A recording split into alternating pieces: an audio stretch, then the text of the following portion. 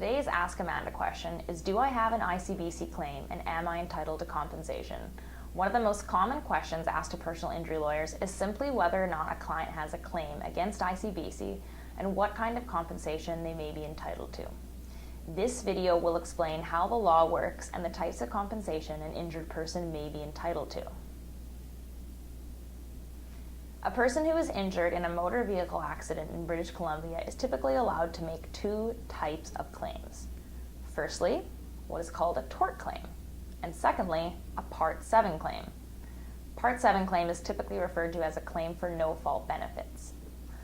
Tort claims are made by any injured person in a car accident by proving that another person was at least partially at fault for causing the accident, and that they suffered damages from the accident as a result. If the injured person is unable to prove that the other person was at least partially at fault, they will not be able to make a tort claim and will be instead limited to a Part 7 claim only.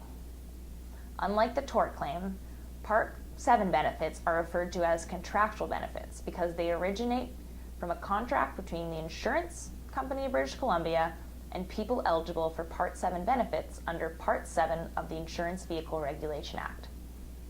Part 7 benefits will be discussed in greater detail in Video 3. Under a tort claim, the court may award compensation under different categories called heads of damages, which will be discussed in Video 2. In addition to the court's ability to award damages under a tort claim to compensate an injured person, in certain circumstances, the court may reduce or minimize an award of damages if a plaintiff's evidence lacks credibility or in cases where an injured person hasn't mitigated their losses by taking the recommended steps from the doctor or by returning to the workforce when they were able to. Every personal injury case is different, and the value of the claim depends on the individual factors in each case.